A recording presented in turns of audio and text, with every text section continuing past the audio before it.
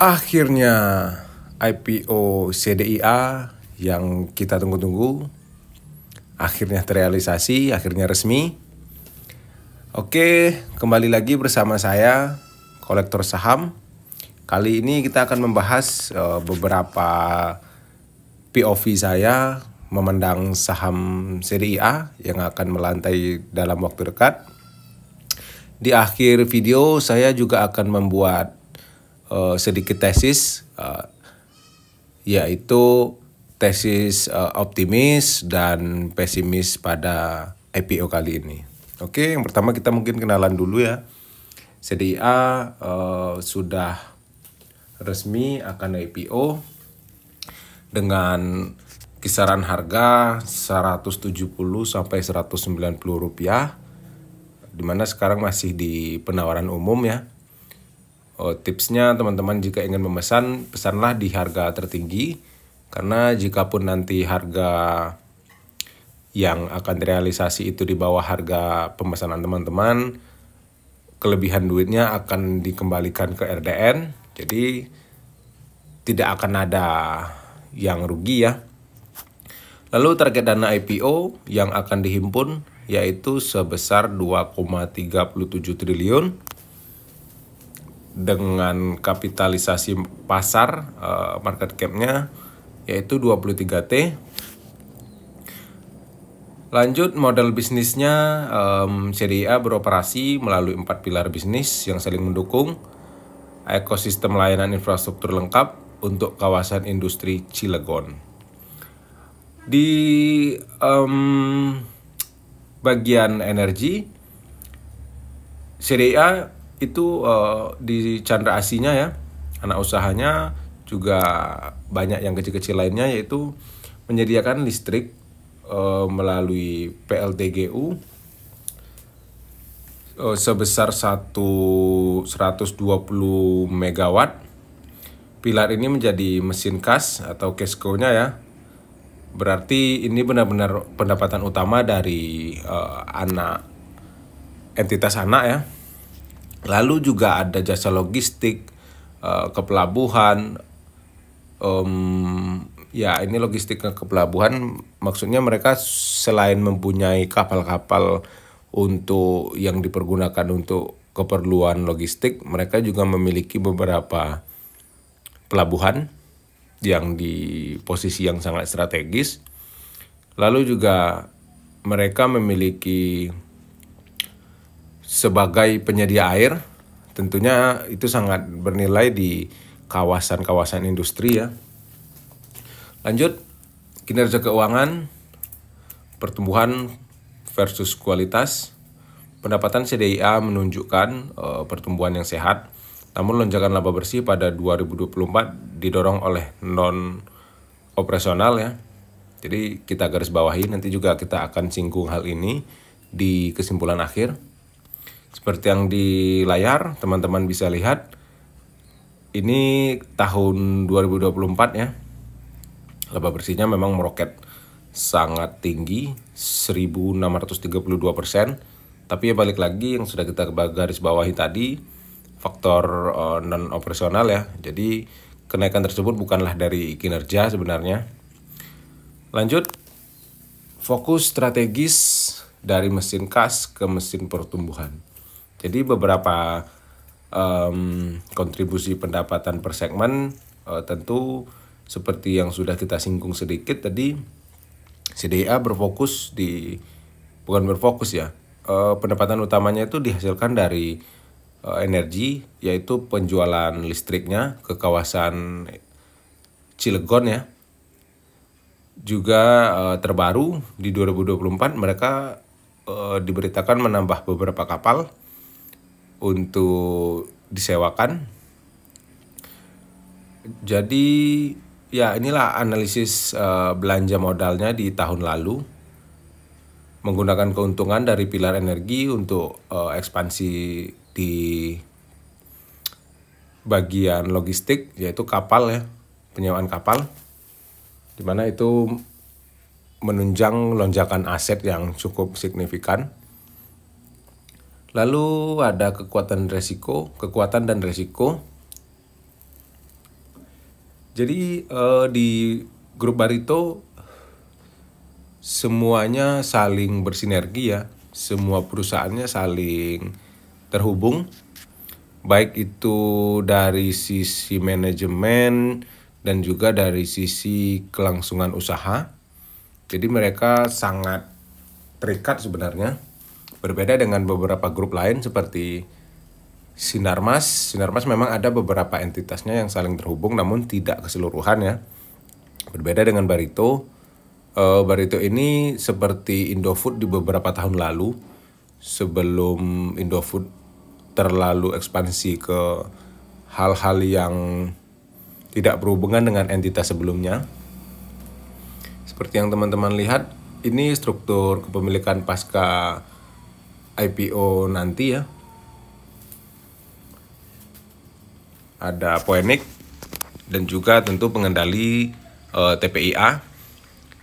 Jadi saham yang dilepas ke publik itu nanti 10% ya, ciri khas IPO-nya Pak PP.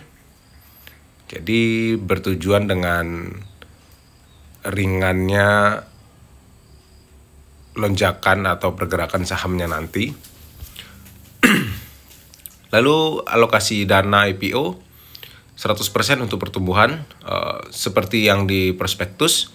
Seluruh dana bersih dari IPO akan dialokasikan untuk belanja modal yang spesifik, memperkuat pilar logistik serta kepelabuhan dan penyimpanan. Jadi memang keseluruhan dana IPO-nya digunakan untuk capex ya. Tidak ada yang untuk membayar hutang ataupun untuk operasional seperti IPO-IPO yang lain. Jadi ini murni untuk strategis dengan rincian 1,5 triliun untuk pembangunan tangki penyimpanan, penyimpanan bahan kimia ya, dan fasilitas pendukung lainnya, terkhusus untuk TPIA. Lalu sisanya untuk pembelian beberapa unit kapal. Jadi ada penambahan kapal lagi ya. Target di tahun 2025 sampai 2026. Resiko investor ya seperti yang di layar. Tentu ini hal yang sangat dinantikan, tentu tidak akan dihargai dengan murah ya. Seperti yang kita tahu, yang sudah-sudah, apalagi seperti yang terbaru, yang terakhir, yaitu brand PE di awal IPO sudah sangat tinggi.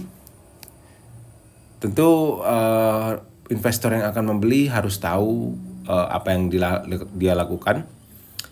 Kita akan dipaksa untuk menerima risiko semua yang ada dengan kesadaran penuh. Namun di sini nanti kita akan bahas ini lebih detail ya. Lanjut, ada analisis SWOT. Ini teman-teman mungkin bisa baca lebih rinci karena kita akan melanjutkan dengan tesis yang sudah saya buat. Namun dengan SWOT yang bisa teman-teman pelajari sendiri di layar, saya tidak akan merubah layar. Saya akan menjelaskan di audio saja ya. Oke, yang pertama kita akan coba kita jelaskan dari sisi pesimis. Ini sekali lagi ini POV saya ya. Jadi jangan ditelan mentah-mentah. Jadikan ini hanya seperti masukan lah buat teman-teman gitu. Sisi pesimis yang pertama yaitu valuasi dari IPO ini terlihat atau memang sangat premium dengan PE sekitar 45,3 kali begitulah ya. Angka ini sulit dibenarkan mengingat kualitas laba perusahaan yang rendah. Lonjakan laba yang sempat kita singgung tadi 1.632%, sebagian besar atau hampir keseluruhannya bukan berasal dari kinerja operasional inti yang hanya menghasilkan 7,5 juta US dollar, melainkan didorong oleh pendapatan non operasional sebesar 25 juta US dollar. Hal ini mengindikasikan laba saat ini tidak berkelanjutan dan valuasi yang tinggi tidak mencerminkan kekuatan fundamental operasional yang sebenarnya, melainkan potensi keuntungan yang belum teruji yang berasal dari pos sekali jalan ya, atau tidak berulang, karena ini anggaplah suntikan lah begitu ya. Lalu struktur kepemilikan CDIA, di mana pemegang saham pengendali atau TPIA juga merupakan pelanggan utama. Jadi ini menimbulkan risiko tata kelola ya, yang cukup signifikan dan memiliki potensi konflik kepentingan tentunya. Mulai dari keputusan bisnis, alokasi dana maupun syarat-syarat kontrak. Ya seperti yang kita tahu, hubungan afiliasi seperti ini tentu memiliki intrik-intrik yang kita semua sudah kenal lah ya. Ada kepentingan-kepentingan yang belum tentu selaras dengan kepentingan pemegang saham seperti kita, investor publik ya. Selain itu, porsi saham publik yang hanya 10% itu sangat rendah, menciptakan risiko likuiditas saham yang lumayan tinggi setelah listing ya, sehingga menyulitkan investor, atau bisa kita katakan ini sangat lumayan tidak liquid ya, karena yang beredar itu sekitar 2T lah dengan nilai harga maksimal 190 tadi. Jadi kombinasi valuasi yang cukup premium ditopang dengan laba yang cukup rendah dan risiko tata kelola, ini menjadikan IPO ini dikategorikan sebagai IPO yang lumayan beresiko dari sudut pandang investasi, khususnya dalam pandangan seorang fundamentalis ya. Lalu kita masuk yang kedua, tesis pandangan optimis POV saya. CDIA menawarkan tesis investasi yang menarik, didorong oleh model bisnis multi pilar yang kita bahas di awal tadi, cukup solid dan bersinergi dengan strategi-strategi yang cukup agresif. Kita tahu ya pergerakan dari Bapak PP. Lalu pilar energi yang mengoperasikan PLTGU yang cukup besar ya, 120 megawatt. Itu menjadi cash cow atau pilar utama. Jadi menyediakan basis pendapatan yang stabil dan arus kas yang kuat untuk mendanai pertumbuhan ke depannya, karena kita tahu listrik itu tidak akan mengalami volatile yang begitu terasa ya, seperti halnya komoditas, batu bara, minyak dan lain-lain, karena listrik lebih stabil, walaupun dengan mungkin margin yang cukup tipis karena bisa terpengaruh oleh bahan baku utama, seperti contohnya ketika PLTU itu memiliki kendala di kenaikan harga batu bara, tentu itu akan menggerus keuntungan ya. Lalu kinerja keuangan terbaru menunjukkan momentum yang positif dengan pendapatan meningkat 35% year on year dan laba bersih 1.632 tadi ya di tahun lalu. Itu menandakan adanya potensi peningkatan profitabilitas yang substansial, meskipun sebagian berasal dari non-operasional yang memberikan landasan kuat untuk pertumbuhan masa depan. Jadi ya walaupun ini bukan dari pendapatan operasional, namun dana yang disuntikkan itu tentu bertujuan untuk meningkatkan pendapatan ke depannya. Jadi jika dilihat dari sisi positif, ini tetap positif ya, walaupun